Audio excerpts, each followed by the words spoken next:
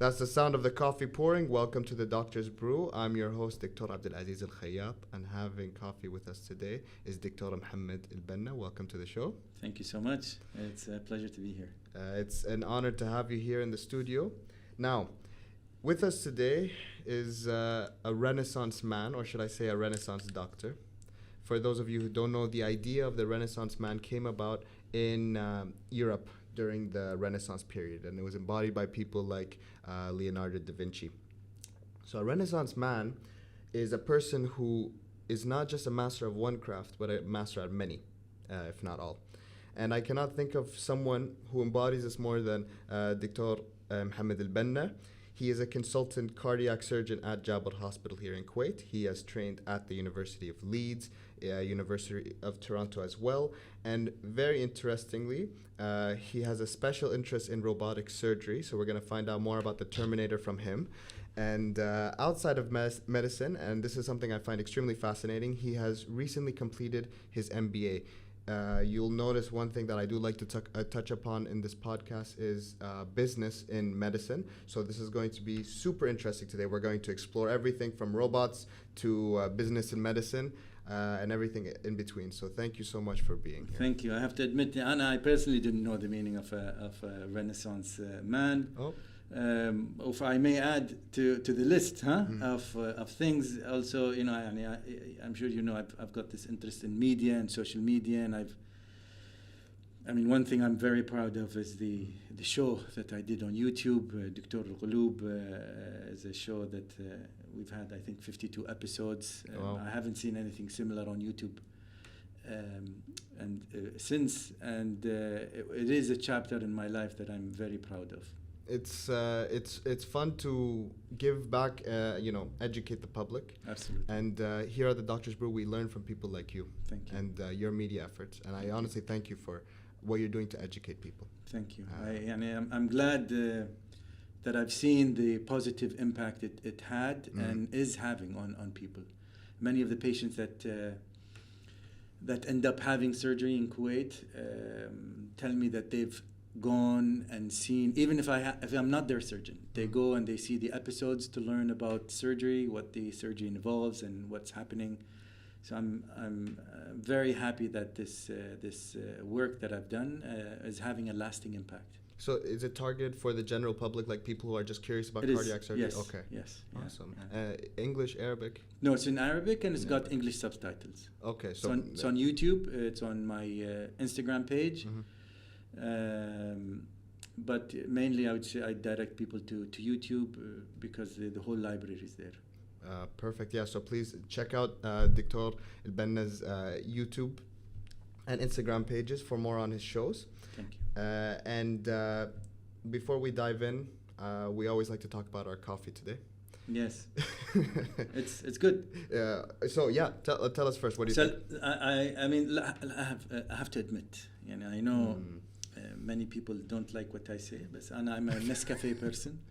Oh, no. I'm very simple when it comes to coffee. The thing that I look for is the effect. Okay. Just give me the caffeine hit. I don't care about the taste. Many people actually obsess about the taste and the afternote and this and that. And I've many times I've got myself in trouble talking to coffee enthusiasts and tell them that I don't have a thing for specialty coffee, and I don't mind any of the popular chains. Right. But they don't like to hear what I have to say about it. That is the biggest sin committed on the podcast since which doctor? Someone said they don't drink coffee. Dr. Hassan Bahbahani. Okay. He said I don't drink coffee, and that was the. So Anna, this is the you know what? I used to second consume largest. more coffee, but recently I've noticed that whenever I finish a cup, that my heart starts racing. And hence I thought, you know what, maybe I should stop or reduce. But what I did is I actually stopped it completely. One thing that happens is that my resting heart rate is about 90 to 95 when I'm drinking coffee. Right. And it goes down to 65 to 70 when I completely take out caffeine from my diet. And that's why I've chosen not to drink coffee completely over the past, I think, 5-6 months. I've not had any palpitations. Many of the patients who come to me or used to come to me in the clinic come because they feel that their heart is racing. The first thing I tell them is take out coffee and tea from your and soft drinks that have caffeine out of your diet. طبعا it's not easy. What happens usually is that you're usually out socializing, and when you and I want to meet, we'll say let's meet for coffee, huh? Yeah. So I end up not drinking coffee, and it's usually awkward trying to find A substitute. A substitute, yeah. So chamomile tea, non-caffeinated drinks is usually my go-to things, and they're not the same. They don't taste the same. It doesn't feel the same. But if you wanna avoid the racy heart rate, and if it bothers you a lot, then that's the first line solution in trying to get rid of these complaints. The Doctor's Brew does not endorse the views and opinions of Dr. Mohammad. No, I'm just kidding. Of course, if you're getting symptoms from the coffee, you should cut off the coffee. Exactly. But do you like the coffee? I love the coffee. Great. Yes. So It's the good. coffee is from Earth Roastery. Today, actually, I was running late to the studio because I was going to go get some beans. But I remembered that we have these drip coffee bags. So it's a way for you to make your coffee quickly from Earth Roastery. We promoted them before on the show. Be sure to check out their online website. You can get these in bulk, and you can be able to make your instant drip coffee without having any of the fancy setup. And it tastes great. I like the palpitations, so my heart is beating fast. I'm enjoying it. Now, on the podcast, Instagram, we received messages before asking about caffeine and, from a cardio perspective, is it bad, is it good? And I actually read of a study that was done in the 80s. I think it was published in the New England Journal of Medicine, I think. That's found a false connection between, I want to say, coffee and cancer. Yeah, I don't think. No, it was discredited. I don't think this holds. So usually, what we say is 200 to 300 milligrams per day, which usually equates about a couple of cups. It is found to be cardioprotective. Really? Yeah. It reduces the incidence of heart failure, cardiac death, if you consume coffee. Having said that, again, everything in moderation. So long as you don't exceed this number, you should be fine. So what do you think about all the energy drinks and what people are doing with, like, let's say studying, and consuming these large amounts of caffeine to get through studying periods? So I think energy drinks, not only do they have caffeine, but they have other substances. That's number one.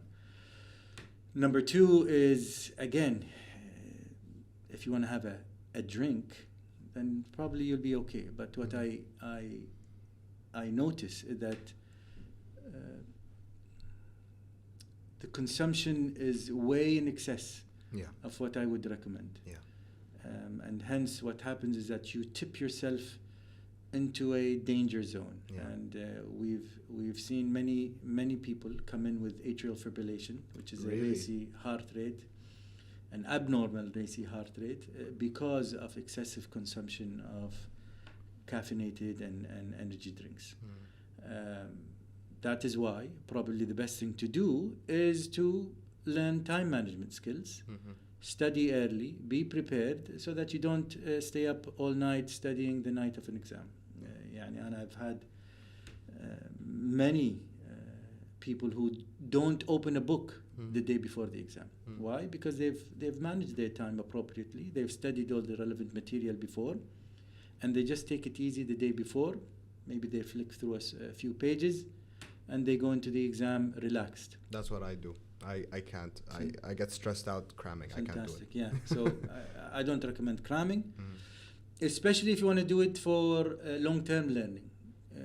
There's evidence to say that cramming helps you on a short term. But for long-term memory, it doesn't touch it. Do you think that our current medical, the way that med school is set up, though, promotes people, promotes medical students, doctors, to be focusing more on short-term learning or long-term? Because, for me, there's a lot of things that I will memorize just for the exam, and I end up spending a lot of time. I know I'm not going to use this again, but I focus on it just to get through an exam. Look, so one thing to keep in mind, that even if you tell me I'm going to become a heart specialist, why do I need to know about the kidneys? I'm going to become a brain specialist. Why should I know about the GI system? Please remember that a human body is a holistic structure. And one organ influences the other. What you do on the brain will obviously be impacting what happens to the whole body. And you have to understand how the whole body functions. That's number one. Number two, in terms of general knowledge, as a physician, and when a patient in the clinic asks you a question, you cannot tell him, you know what, this is something I studied for in the exam and I don't remember it anymore. You still have to have some basic knowledge and retain that basic knowledge for the rest of your life. Many of the things and many of the answers I give my patients in clinic and elsewhere are from my preparation for my final year exam. So I've managed to retain the knowledge that I gained during that year for 20, 24 years beyond that date. And that's why it is imperative that not only we focus on our short-term memory, but we focus on long-term memory so that we retain as much knowledge as we can to help us manage and help our patients. Because a body is not just a heart. A body is made up of multiple organs, and they all impact each other. I love that. I like how now the shift in medicine is a holistic one. Absolutely. Everything, even on a psychological level, I feel like even the orthopedic surgeons are being more psychologically savvy and aware. Yes. So I think this is a good segue. I want to, and I'm sure all our viewers and the audience wants to know a little bit more about you and your story about medicine. How did you get into this? Long story short, my parents told me, you're smart, go and do medicine. Okay. Just so that, I'll give you الزبدة. But I still remember myself spending hours as a child putting together Lego parts and building different structures. So when I had a huge tub filled with Lego parts that I used to construct planes, cars, different kinds of structures. Obviously, when I first buy the Lego product, I'd build it the way it's meant to be built. I play with it for a couple of days and then I tear it apart. And then it goes into the big tub. So I would spend days playing with this and coming up with different designs for cars and designs for planes. And for the longest time, I wanted to become an aerodynamic engineer, someone who's able to design cars, design planes, but obviously this kind of profession is not relevant in this part of the world. We'll never be designing cars, we'll never be designing planes, we'll never be using aerodynamic engineering anywhere in Kuwait. So I realized that that's probably not a realistic specialty or a realistic area to go into. And I remember my mother saying, you know what, you're very smart, why don't you go and do medicine? How about you go abroad, you'll study medicine? And that idea appealed to me.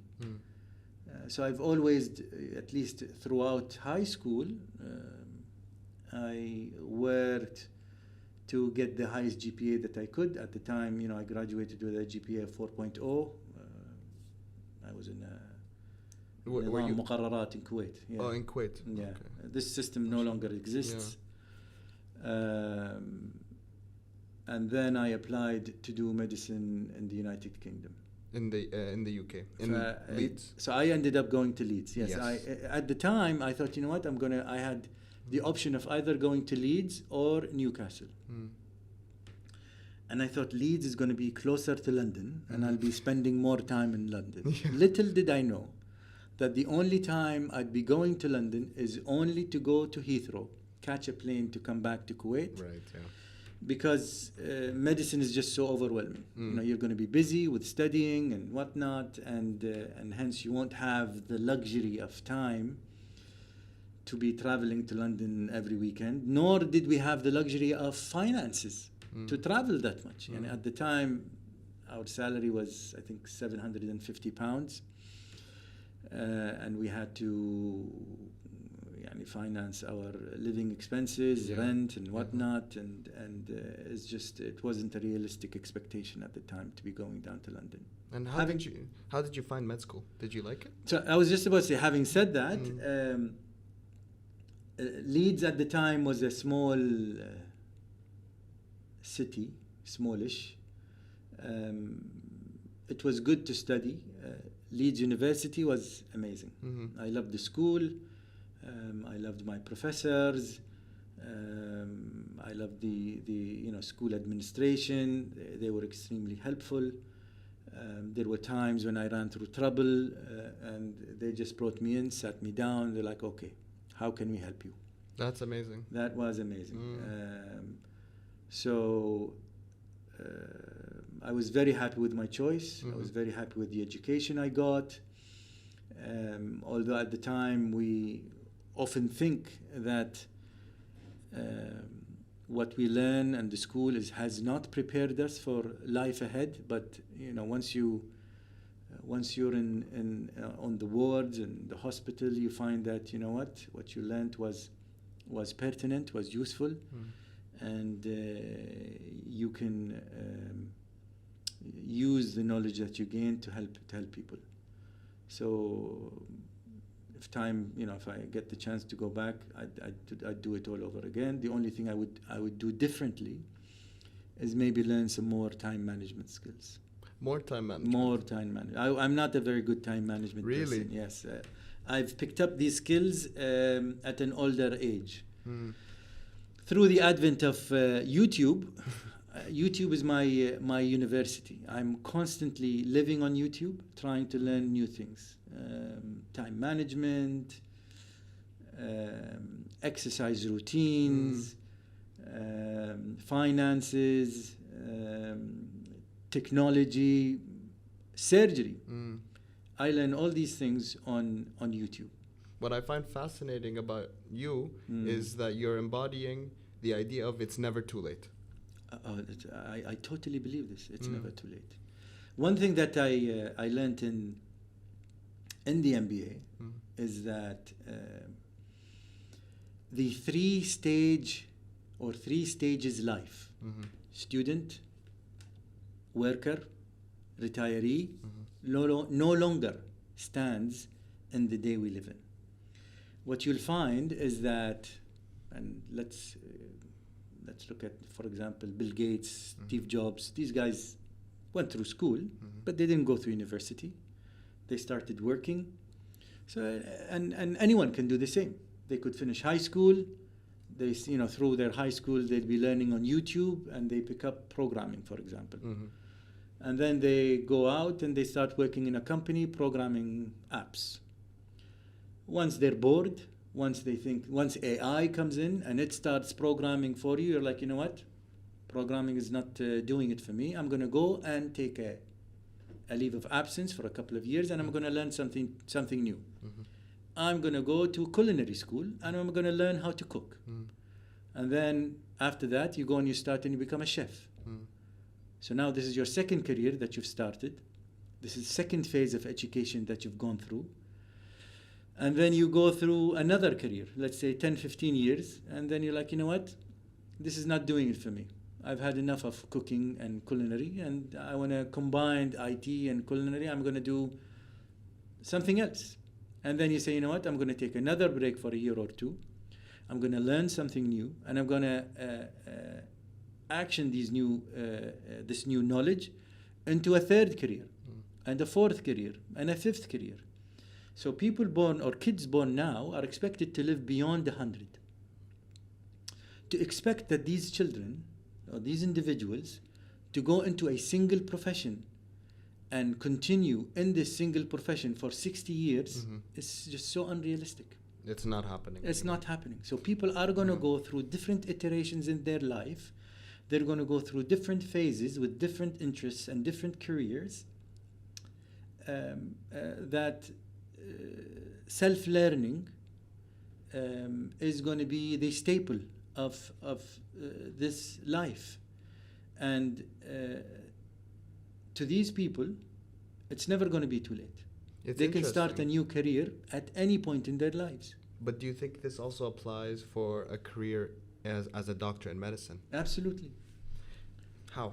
So, let's say I've been a doctor now since 99. So this is now 23, 24 years. Yeah. Let's say, you know what? And I have to admit, I was telling a friend of mine, there isn't an operation that I haven't done. So now I've reached the pinnacle of my career. Right. So the satisfaction that I will get from doing more operations is less and less and less. Okay, I'm mastering these operations, but the challenge, the what should I say, the dopamine hits that I get from doing these operations is getting less. Of course, naturally. Naturally, yes. So I might be at a crossroad where I say, you know what, an opportunity comes up, and I'm told, you know what, why don't you go into hospital management, for example. And I might jump on this opportunity and leave medicine and leave surgery altogether, only to start a new career in hospital management. That's one thing. Number two, you could say, you know what, I don't want to do anything related to medicine. I'm going to use the skills that I picked up, the ability to communicate, the ability to lead, the ability to manage people, the ability to learn and continually learn and stay up to date, to start a completely new career in something totally unrelated. Probably it's best if you stay related. Let's say you're going to do a health app. So you're going to leverage the knowledge in medicine that you've picked up over your first career to jumpstart a second career. You could say, you know what, I've had my share in medicine. I'm going to go into law, and I'm going to become a lawyer dealing with medical negligence, for example. So one thing that you'll realize is that many industries actually look for doctors, people who have finished their medical degree, to lure them into doing something else. Why? Because they know that these guys are smart. They know that these guys have gone through rigorous educational process. They know that these people are willing to do the work, to do hard work, to achieve a goal. And you're going to just teach them. For example, in finance, in IT, in whatever area, you're going to hire these doctors, retrain them, reskill them into doing the skills that you want them to do. And then they start a new career outside of medicine completely. I think this is something really important for med students to keep in mind. And this is what I tell people. I'll tell young students. Sometimes not everyone who goes through medicine loves medicine. And that is why I tell people medicine could be a good stepping stone towards another career. So you don't have to be a doctor just because you finished medicine. You could go into pharmaceuticals, for example. You'd go into research. You could go into finance. You could go into IT. Whatever area you want, you could go into it.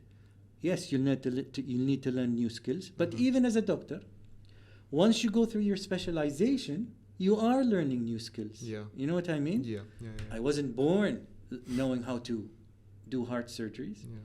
I wasn't trained to do heart surgeries in medical school. I was trained during my residency, and you could treat this new job as a residency in finance, as a residency in IT, as a residency in whatever area you want.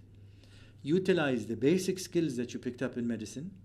Maybe you're not going to use the anatomy and physiology in these areas, but you'll use other skills that you picked up, and they will help you to propel and excel in this new career. I often say and tell my junior doctors that imagine a cleaning man. I have all respect for all occupations, but people think, that cleaning man is the most simple job. Yeah. Doesn't require training. Doesn't require much training. Imagine this cleaning person puts in the hours that a junior doctor puts into his profession. On calls, after hours, studying, this whole time span, put it into cleaning. I bet you this guy will own, by the end of this 5 or 10 years, will own a cleaning company, will be a CEO of a cleaning company, and will be a boss. So let's not forget that the amount of time we put at work, in training and learning is huge.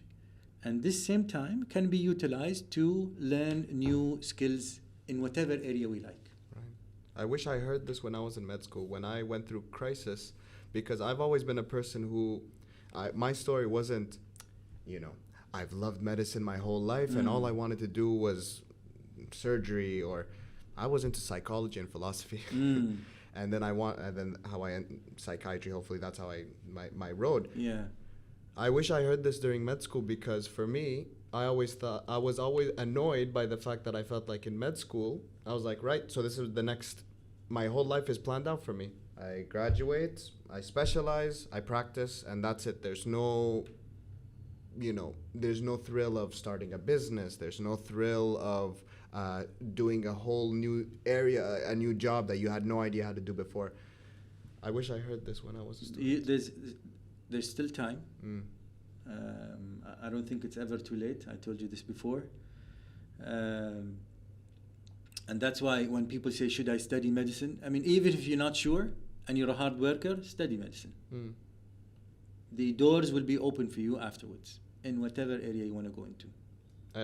That's very motivational. And now, for you, when you finished med school, did you know you wanted to go into your specialty?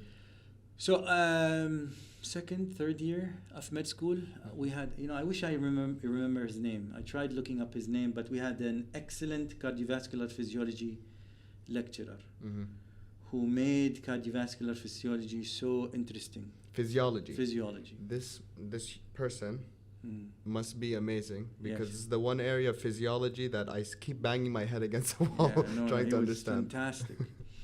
So he introduced me to cardiovascular, the heart, the circulation. So that was the seed that was planted into the interest in heart and the circulation. Now, the other thing that also made me go into the specialty is, I've never settled for easy way outs. I've always loved the challenge. I've always loved to do the hard things. So, for example, during middle school and high school, I wouldn't settle for becoming first in the class. I would want to be the first or to get the top marks for everyone in the same year as I am. Right. So, because in my mind cardiovascular surgery was the toughest to do, it became appealing to me. It was a challenge that I wanted to conquer. And that's why I went into heart surgery, because in my mind this was the toughest. It required a lot of hand skills. People either live or die. The stakes are extremely high. The adrenaline rush is huge. And I loved it. And that's why I went into it. And it did deliver. It did deliver on adrenaline rush. It did deliver on high stakes. I love it. And when did you specialize exactly? Which year? So I did not waste any time. Mm-hmm. I came even before getting hired in the Ministry of Health. I went to KIMS asking how soon can I leave Kuwait to go and and specialize. They Right. laughed at me when they heard that I haven't even started working yet. Yeah. So I think I stayed for 8 months in Kuwait before leaving again to Canada to do my specialization. Right. And I went to Toronto. And one thing I've heard, and tell me how correct or not correct I am here, the field of cardiology in specific, both the medical side and the surgical side, has been kind of, the landscape has changed. Cardiothoracic surgery now is different to, for example, in the 90s, almost exclusively due to the advancements with statins, blood pressure control, and general education of the public, and PCI as well. Okay, so I would agree with the first half of the statement. Mhm. The scope has changed completely, but it's not because of the meds. It is because of the technology. It is because of the new devices and new technology that has been introduced, stents, percutaneous valves, or valves that are wire-based, that don't require an opening. All these different technologies have changed the horizon, and that's why many people would say that cardiac surgery is a dying field. Oh, really? I would disagree with this statement. It's not going to be a dying field. Having said that, the risks are going to become higher. The patients are going to become sicker. And the first option of treatment is going to be done through wire-based technologies, stents and percutaneous valves. And if these things fail, or if they're not indicated in a particular patient, then they're going to be referred for surgery. So basically, the role of the cardiothoracic surgeon more and more is going to be interfering in the high-risk things, Yes. not in the routine. Yes. Interesting. Yeah. And is this a good thing, a good change that's happening, a bad change? What do you think? So, no, many of the surgeons would say that this is a bad thing. Now, what I tell people is put yourself in the shoes of a patient. Do you think, let's say that this patient is your dad, your mother, your wife, your brother, and they need something done on their heart. Would you want someone to open their chest and do an operation?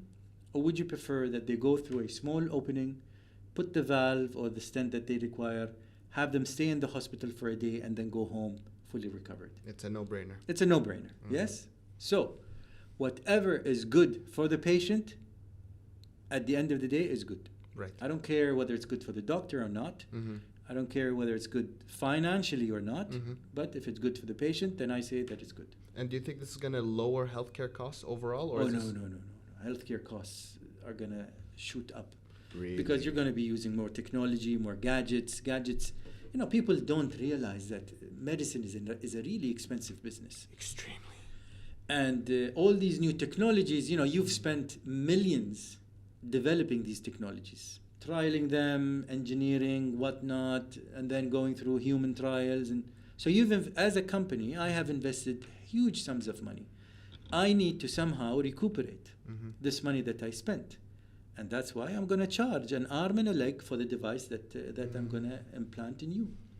And that's why I remember back in the day, when I was at University of Toronto, we had Professor Magdi Yacoub. Magdi Yacoub is an Egyptian heart surgeon who left Egypt, went to the United Kingdom. He's probably one of the most famous heart surgeons in the world. He has a foundation through which he operates now in Egypt, in Aswan, I think. And he came as a visiting professor. And at the time, you know, we were, as trainees, we were feeling the impact of stents, because stents, especially drug-eluting stents, or stents that are covered with medicine to lower the risk of restenosis or re-blockage, have been introduced into the market, and we've noticed that they're more successful at opening blockages than the first generation of stents, or the second generation, I should say, because the first generation was the balloons only. And he said, his point was, if you are looking for a job in which you operate on patients and you help people, there are lots and lots of jobs in third world countries, in poor countries, that are looking, where there are millions of patients that don't have access to a heart surgeon. So you could go there and help them. If you're looking for a job that would buy you a Ferrari and make you live in a penthouse, then you are right. There is a paucity of jobs like that because these patients are now being treated by cardiologists. Right. Okay. So if the objective is to help patients and help people, there's always going to be people to be helped. You know, some poor countries will not be able to afford these expensive technologies, and hence they're gonna continue to rely on surgery and older techniques to help their patients. But if you want to make the big bucks, yes, your job is going to be impacted. This posits an interesting question about social versus private healthcare, and is it sustainable? Because we want, of course, in medicine, everything is based off cost effectiveness. The quality of life years gained per dollar invested into a procedure. So, with these new technologies, especially in your field, and we're gonna get to robotics in just a second, but all these technologies are more expensive. Do you think that it's going to be, in the long run, still sustainable to maintain social health care, even if for a state as rich as Kuwait, for example?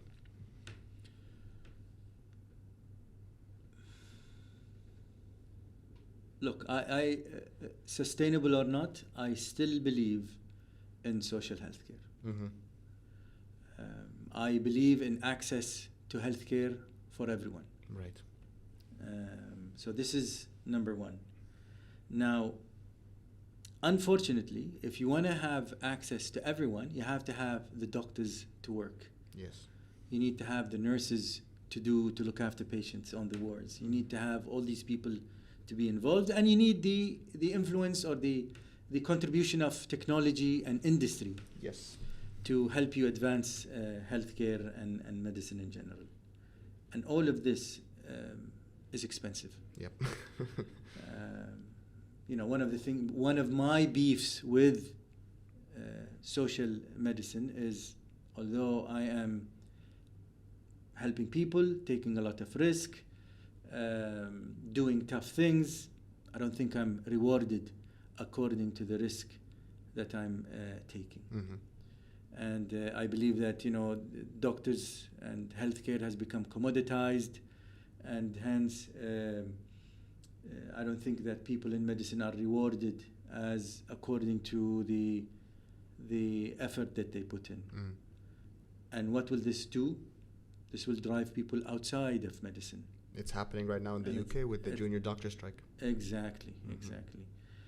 So there has to be a way to cut cost, to eliminate waste, and at the same time deliver good care to patients.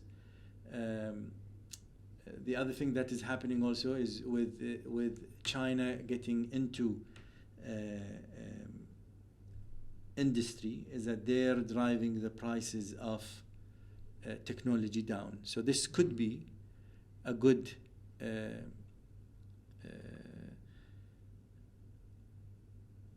way is through driving increased competition in technology and in the industry, could help drive the cost down, right. But it's not going to be too low.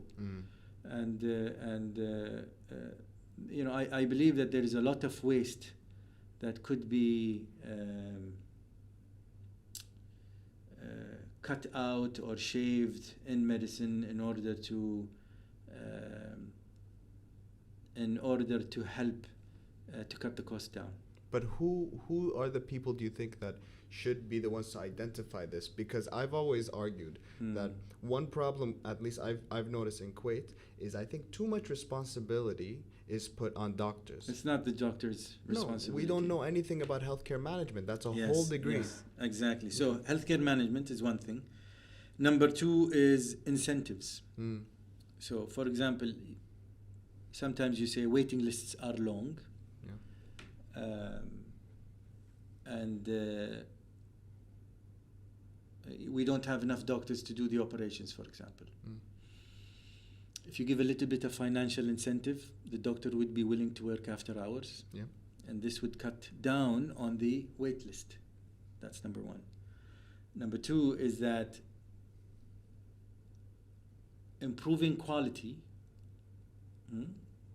and working on KPIs, key performance indicators, and focusing on them, making sure that, medicine, in my mind, many aspects, especially surgery, for example, are like a factory.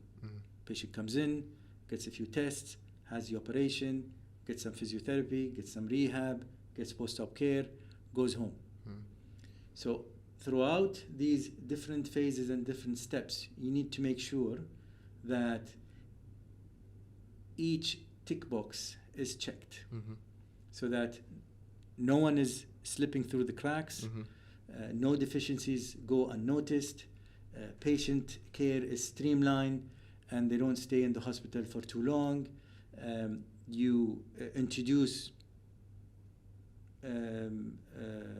or you give responsibilities to people at different levels in the hierarchy. So if something could be done, for example, I've always said that my place is not in the clinic as a surgeon. Okay, I come, I say hello, and try and answer a couple of questions, but my people, my team will answer all your questions and will see you and will prepare you for surgery. You need me in the operating room doing the operation. So please don't waste my time doing clinic, doing this, doing that, because I have a skill that no one else has. So I need to utilize the skill. Talking to someone could be done by anyone. Prescribing medicine and writing a prescription, I could have my interns do that. So that's why it's really important and really important to make sure that different tasks are delegated to people according to the responsibility and according to their hierarchy within the system. So if we make sure that top surgeons spend their day in the operating room, junior surgeons learn other skills elsewhere, and hence the system is streamlined. And hence you don't need that many doctors.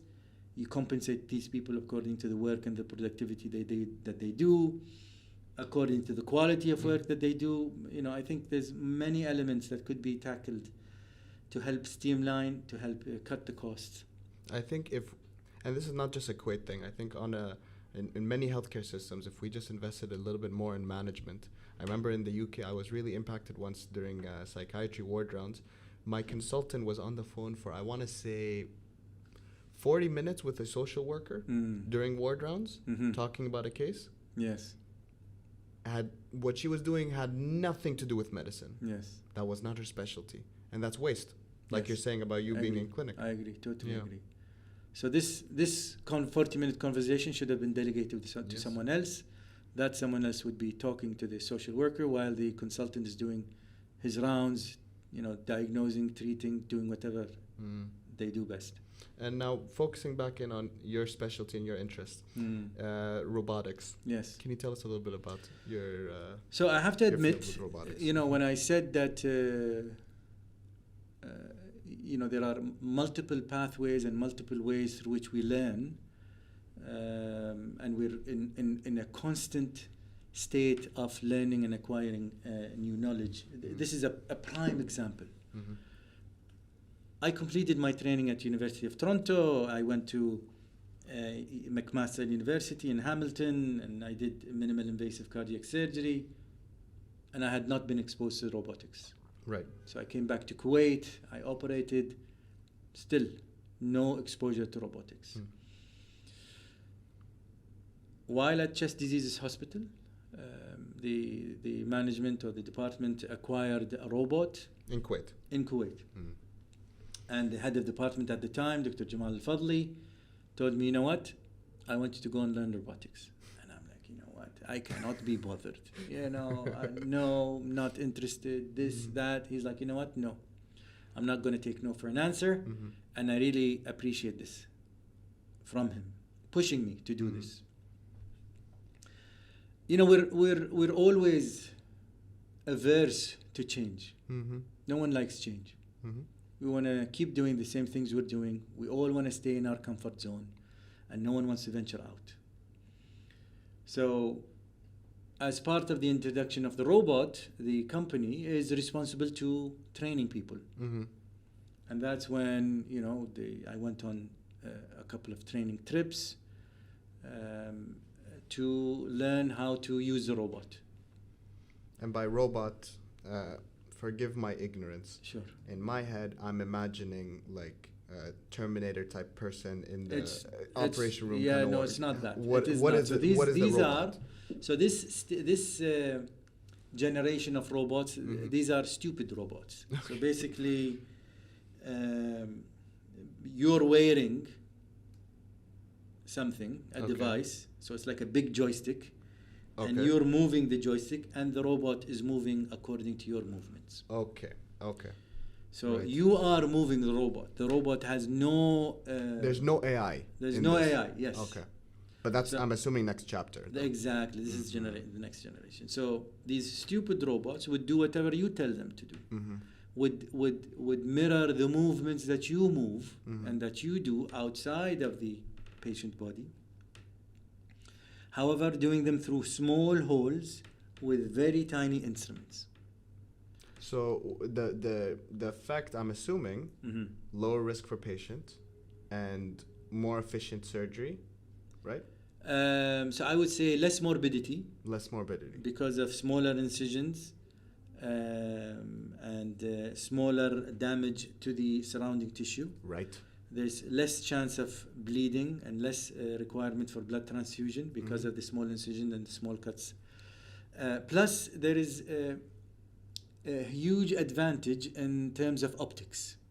So basically, you're sitting inside this machine with both your eyes looking through two cameras. So it's like you get depth of field through this camera.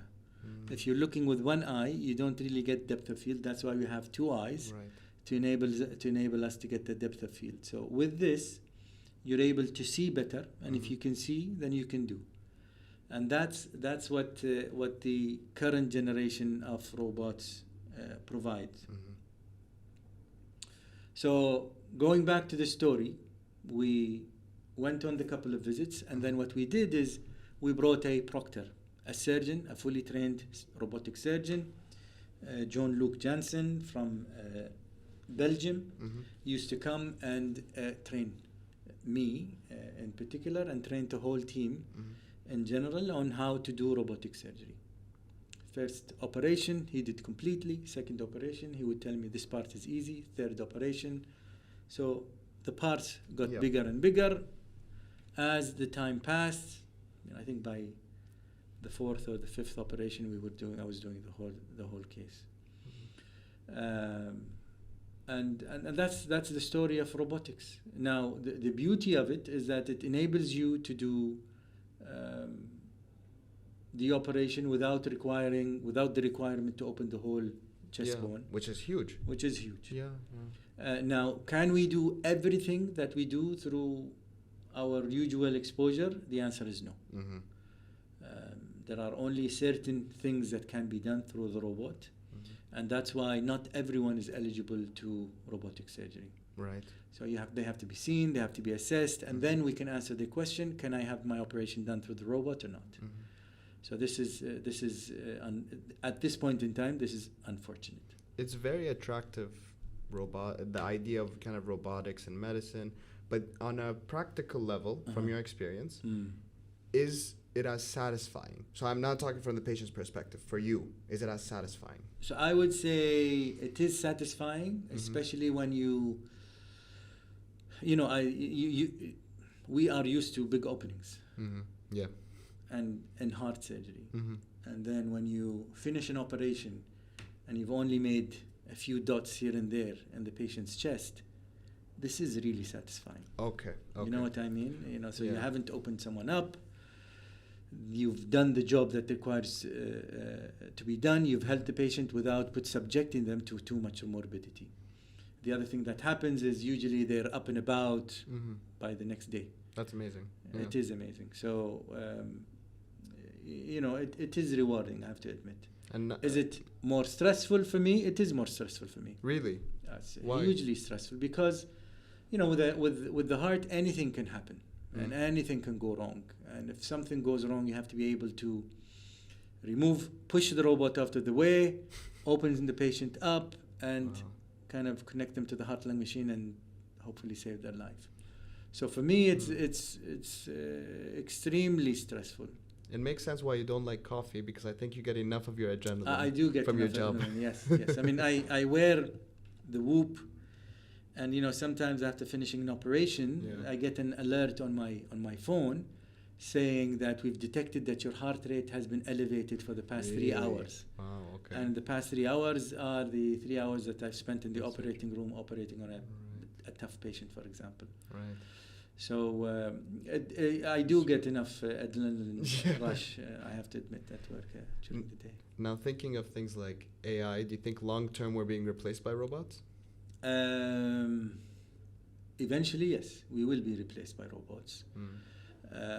In the interim, however, in the medium-term time scale, it's going to be a combined effort. Right. The robot's going to do something, or AI is going to do something, and you're going to do something else. It's like an internet search that now you type in, and then you get an answer. With AI, it's going to be live. You know, the system is in your ear, a chip implanted in your head, or whatever. It's giving you suggestions or ideas to help guide you through the differential diagnosis. And So how do you feel about this? How do you feel? If it reduces the time required to reach a diagnosis, if it reduces the chance of error and misdiagnosis, if it increases the chance of getting the diagnosis right, again we go back to the same argument. We have a fiduciary responsibility towards the patient to look after them and be their best advocate. Yes. Now, we don't care whether this is going to take our job. At the end of the day, we want to make sure that the patient gets the best care. Many medical students have replaced, or at least, let's say, downgraded the influence of grades and your ability to memorize, and focus more on your ability to be empathetic, your ability to be a human. Because these schools have realized that all the knowledge is going to be available on a computer, on an iPad or a tablet, or through AI. That's interesting. And what patients want is the human touch. Yes, absolutely. So AI, so far, is unable to provide a human touch. Okay, the AI will provide the diagnosis, maybe you're going to be operating on them, but the doctors, the nurses, the medical team is going to be providing the human touch. And this is what people will be looking for in the future, I think. And I can imagine that, you know, if I were to go into surgery and let's say something went wrong, for me, to hear, okay, my surgeon comes to me and apologizes, says, this went wrong, this is what I did to tackle it, that's more comforting. But if someone comes to me and says, well, we clicked the button on the machine, the robot did the surgery and it messed up. Well, again, now flip it over and say the robot did a great job, a job that could not have been done by a human being. What's your argument to that? What's your view to this scenario? I would say, you know what, that's amazing. I want to be the patient of this robot who does the operation perfectly. Having said that, medicine, you know, people are so varied. Disease is not the same. Anatomy is varied. And it's hard, I think, to think that we might reach a perfect operation, but maybe an operation or a treatment or a hospital stay with minimal side effects and minimal morbidity. I don't know if you've seen the movie Idiocracy. No, I haven't.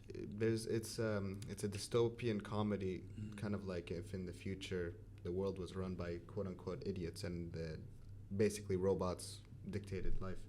And there was a scene where there was a guy who goes in and he just, I think, put his finger or something, and then the doctor robot gave him the diagnosis. I always think about that if that's our future, but I think the human touch will always need to be there a bit. I think we're far away from this kind of future. At least not I don't think in my lifetime, but I might be mistaken. But eventually this is coming. Yeah. Eventually you're going to be plugged into a device, and diagnostics are going to be running in 5 seconds to tell you that, this thing is not working properly, that thing is not working properly, and somehow it's going to be, it's like Star Trek. I don't know if you're a fan of Star Trek. They've got this hologram as a doctor. So I think we're heading there. A little bit scary. Now, moving a bit away from medicine, I wanted to ask you about your MBA. And this is something I find extremely, extremely fascinating. Saying it again, it's never too late. Absolutely. Yeah. I loved it. Being a student again was amazing. Really? I loved it. I was such a nerd. Really? Such a nerd, I have to admit. So, tell us a little bit about this MBA and why. By the way, for everyone who's listening doesn't know, an MBA stands for Master of Business Administration, right? Yes, correct. Yeah. Yes. So it's a course. Actually, you tell us, what is the course? What is an MBA? So I'll start off. So MBA is basically, so obviously it's a master's degree. And the aim of the MBA is to give you, or to give the student or the applicant to the program a flavor and a taste of the different components that are required or needed to run a business. Okay. So during the MBA, you study finance, accounting, marketing, leadership, management, operations management, all sorts of different core knowledge that is required through business, to run a company, to help run a company, to run a department. And then you're given the opportunity to do electives, things that you choose according to your interests. Some people focus on finance, depending on their background and where they intend to go. Personally, I focused on management and leadership. I knew I'm not going to become a financier. I'm going to hire a finance guy. I'm not going to be an accountant. I'm going to hire an accountant. But if there is a skill that is required by me, then it's to be a leader and to be a manager of a team. Why did I do the course? I have to admit that I was quite content working at the Chest Diseases Hospital. I had no interest in becoming a manager. I was happy being in the operating room throughout the day, 24 hours a day, lock the OR key and throw it out and just keep sending patients to me. You're such a surgeon. Exactly, yes.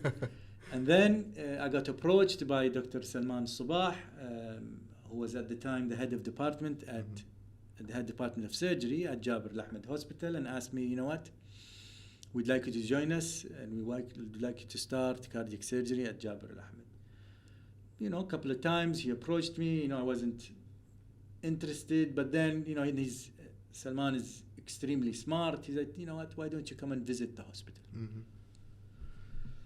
And if you go and visit Jabir Hospital, it's for the people that are not non-Kuwaitis, our audience also, we have a few people outside of Kuwait. Jabir Hospital, if you compare Jabir Hospital to the rest of the hospitals in Kuwait, it's kind of like putting, let's say, a Toyota Prius next to a Rolls Royce. Exactly. So it's a 6-star hotel. Yes, it's gorgeous. It is gorgeous. It's huge. It's gorgeous. And as soon as I had a tour through the hospital, I was like, what? Where do I sign? When do I start? So I ended up going. And the other thing that through his foresight that he started doing is he started hosting heads of departments and surgeons from elsewhere, international surgeons, top people. He brought them over, and they would talk about how to start a hospital, how to start a department, how to start a oncology, a cancer service, how to start this and that. And on one occasion we had Professor Paris Tekis from the United Kingdom come and talk about how to establish an oncology surgical service. He had an interesting talk. It was around the same time as now. I was going to the American Association of Thoracic Surgeons. It's a meeting in the United States that I usually go to. And I get on the plane. Who's sitting next to me? This professor. I was like, what? Let me pick his brain. We're going to be sitting here. He's going back to the UK. I'm flying British Airways to London, and then from London to New York. Let me use these 5-6 hours to pick his brain and see what I can get out of him. So one question that I had to him is, I'm at the beginning of my managerial career. I've always been a surgeon. I've always been a clinical person. I've not run a service before.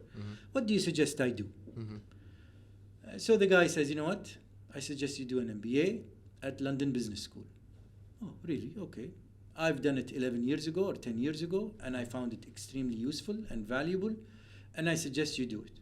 Okay, thank you. We went on talking about other things.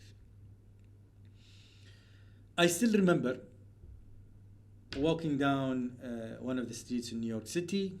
I get a notification on my Facebook Messenger, and it's Professor Tekis sending me a link to the MBA program, sending me a link to the school, telling me this is the school that I talked to you about. I think you should look into it. And you know what? On my way back, I stopped over in London, and I went and I visited the school. And I was like, why not? Let me apply. Yeah. Many things have happened. And it was like, it was like a sign. Things, my admission and my application process got facilitated. And I got accepted into London Business School. And I have to say I'm quite thankful to God for this opportunity. The school, I have to admit, changed my life. Right.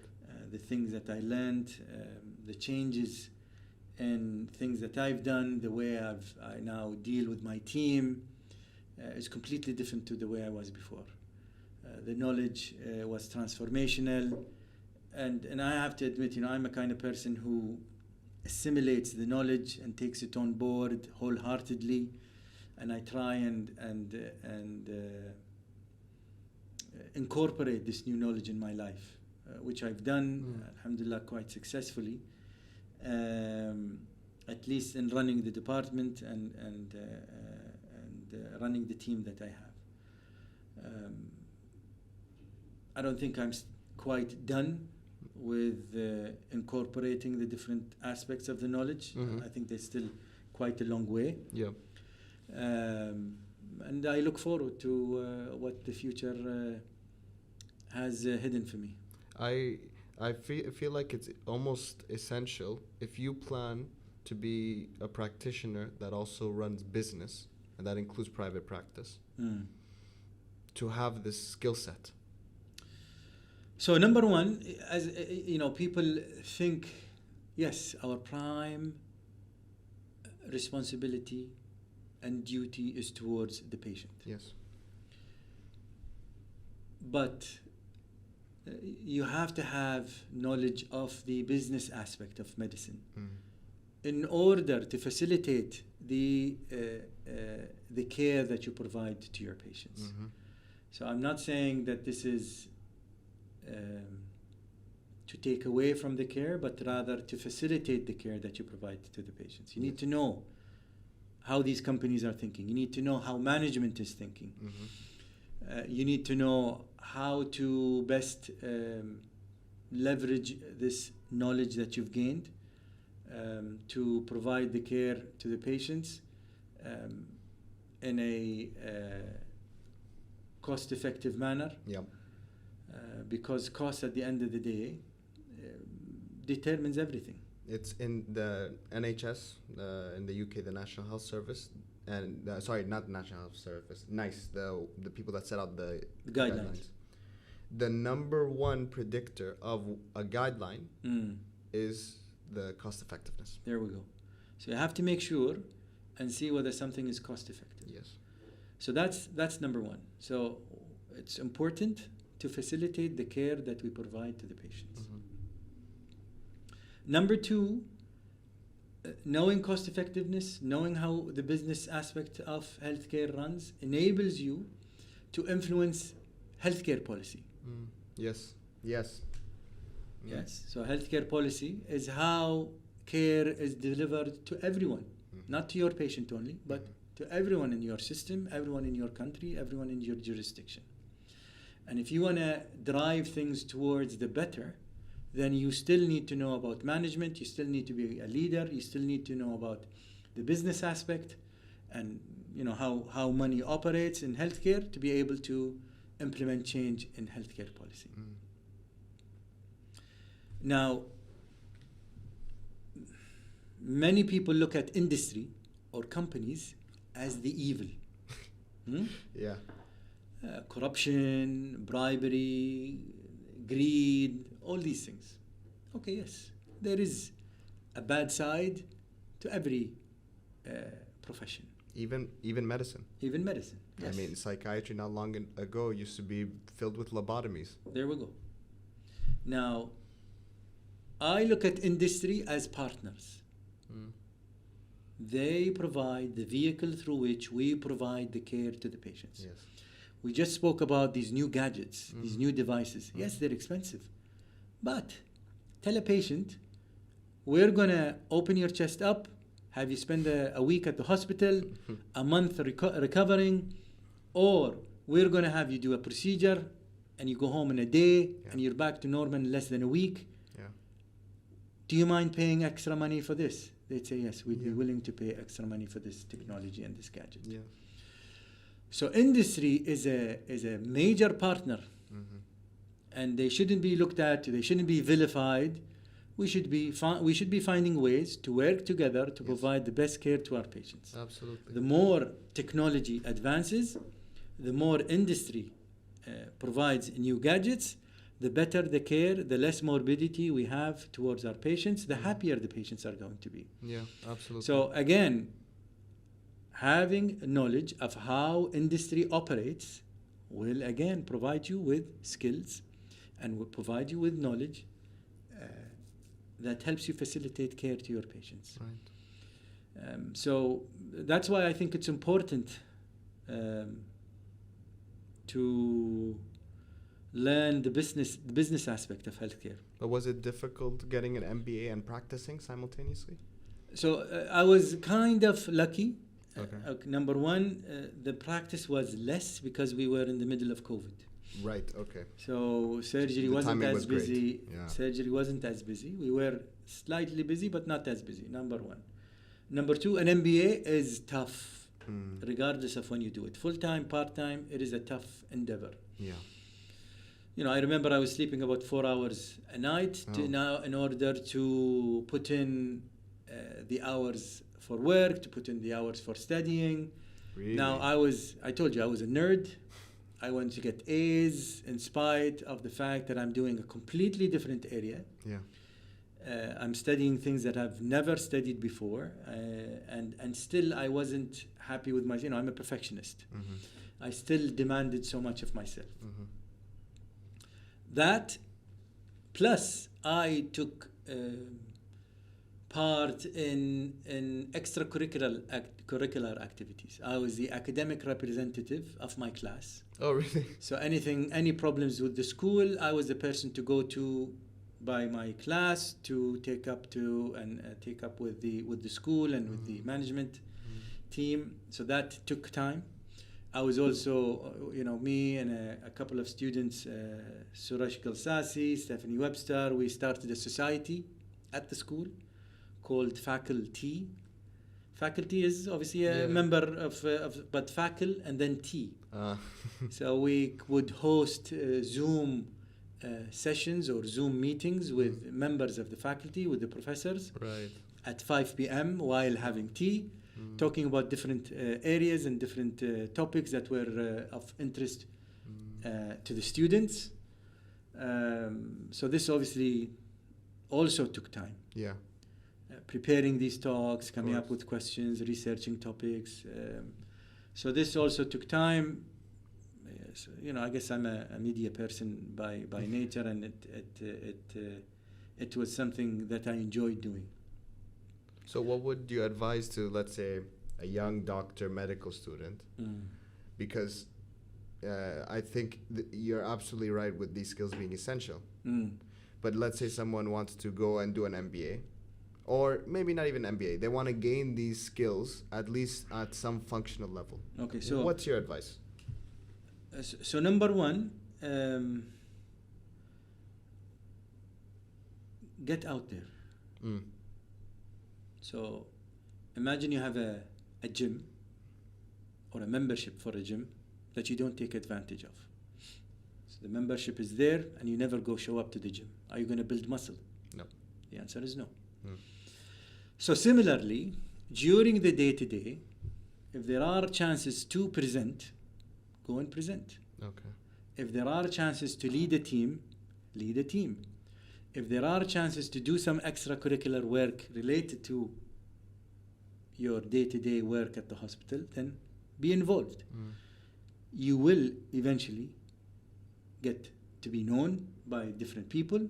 Your face is going to become familiar. You are going to pick up some of these skills, if not a lot of them. Leadership, time management, management in general, communication skills, networking, all these skills that are required to be a successful professional in life. The other thing to keep in mind is there are combined programs. There's MD, MDA, MBA. Oh, really? So you can do an MBA midway through or at the end of your medical degree, and this would enable you to learn part of the skills. Now, sometimes it's useful to have some experience to relate to, after which you do the MBA. Yes. So that you can say, you know what, I had trouble and difficulty in this scenario and situation. The MBA is going to help me deal with it in this way. I've had trouble with dealing with superiors, subordinates, peers, and the MBA is going to help you deal with them in this way. So sometimes a bit of experience is useful. Now, at the end of the day, I keep saying it's never too late. Even if you're midway through your career, you can take some time, a chunk of time, to do your MBA on a part-time basis. Is there an ideal time, you think? Ideal time? So I would say maybe towards either immediately after your residency, or towards the end of your residency, it might be a good time. You take a couple of years off from your residency, do the MBA, come back, do a year and a half of your residency, do your Royal College or board exams, and then you're set for life with all these skills. Well, I'm going to factor that in for my life planning. I have to be honest. I think you should. It doesn't have to be through the residency, but at some point, either immediately after or through it, I think it will be very useful and very beneficial. Plus, the other aspect that is also important is the network that you make.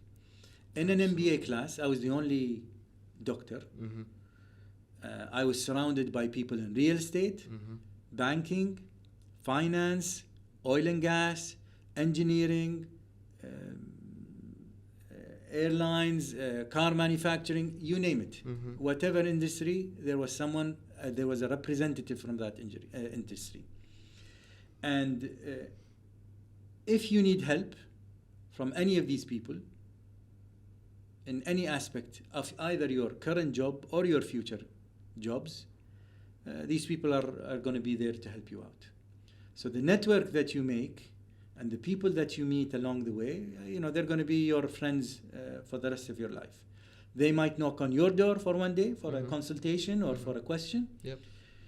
Or you might knock on their door for questions, partnership. You might start a business with one of these people. Yeah, you never know. You never know. Yes, exactly. Yeah. I can personally attest to the value of the network, because the biggest thing that the Doctor's Brew giving me in my life is it expanded my professional network. And I don't only mean with other doctors, but also people working in social media, people working in different forms of media. It's opened me up, and it opens doors for you. Absolutely. And I know it's a snowball. Absolutely. It's a snowball. Yeah. So it's we have this the concept of wasta. Huh? So these guys are going to be your wasta in whichever industry you need help in. Obviously, they'll know you personally. Yep. They're not going to give it without merit. Yes. You would have proven yourself as a hardworking person. Doing an MBA is not an easy task. Yeah.